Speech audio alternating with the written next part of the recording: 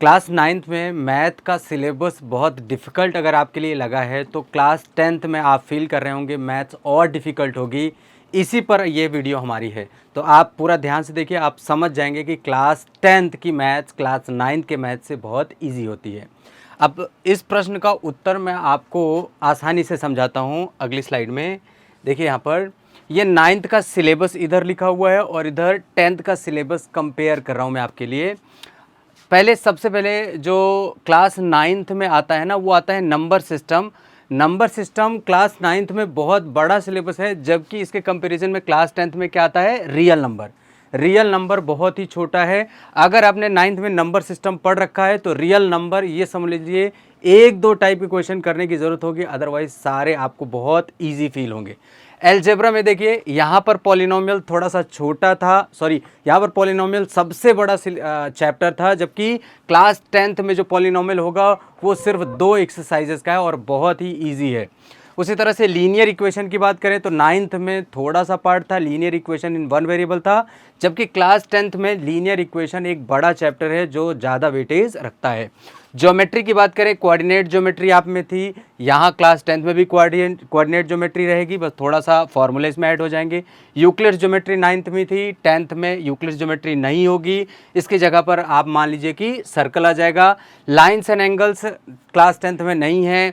Triangles है, triangles में class 10th में मैं आपको बता दूं सबसे पहले कुछ समय पहले जब डिलीट नहीं हुआ था तो क्लास 10th में ट्राइंगल बहुत बड़ा चैप्टर था, जो कि अब बहुत छोटा हो गया है और बहुत इजी हो गया है। यूँ कह लीजिए डिफ़िकल्ट चीज़ें हटा दी गई हैं।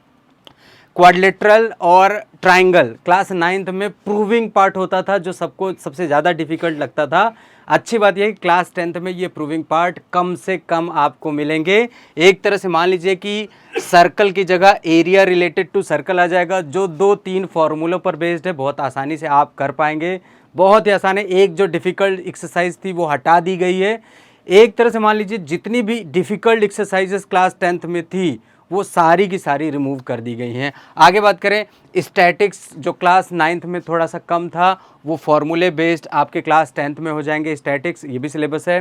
प्रोबेबिलिटी हटा ली गई थी 9th में, प्रोबेबिलिटी 10th में डाल दी गई। प्रोबेबिलिटी सबसे ईजी चैप्टर है क्लास 10th में, तो डरने की बिल्कुल ज़रूरत नहीं है।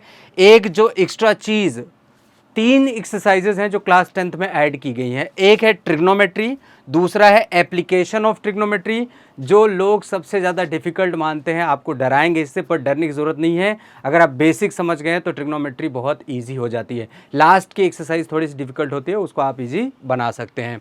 लास्ट में बात करें, एरिथमेटिकल प्रोग्रेशन जो है वो क्लास 10th के सिलेबस में ऐड कर दी गई है। हालांकि एरिथमेटिकल प्रोग्रेशन में मैं एक खास बात बता दूं आपको, 3 फार्मूलों पर बेस्ड होता है पूरा का पूरा एक्सरसाइज, और इसमें केस स्टडी क्वेश्चंस भी बनते हैं। अगर आप बेसिक्स के 3 फार्मूले याद रखेंगे, उनके कॉन्सेप्ट याद रखेंगे, समझे रहेंगे, तो मेरे हिसाब से एपी भी बहुत आसान हो जाएगा।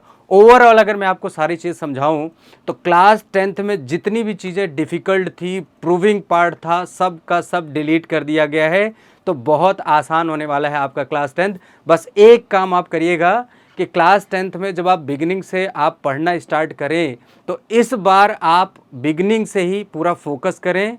जैसे कि कोई चैप्टर आप सॉल्व कर रहे हैं तो देखिए एक और बात है, क्लास 10th में स्टैंडर्ड और बेसिक चूज़ करना होता है। अगर आप बेसिक ले रहे हैं तो आप एनसीईआरटी बेस्ड ही सिर्फ पढ़ाई करें, इनफ होगा, 90+ स्कोर कर सकते हैं। जबकि क्लास 10th में आपको ध्यान रखना है, स्टैंडर्ड का पेपर लगभग 90% बाहर से आता है, तो आपको आरटी शर्मा या फिर पीके गर्ग या प्रीवियस ईयर के क्वेश्चन ये सब आपको करने होंगे। अगर बिगनिंग से करेंगे तो आई होप आप बहुत अच्छा कर पाएंगे। आज के लिए इतना ही, थैंक यू।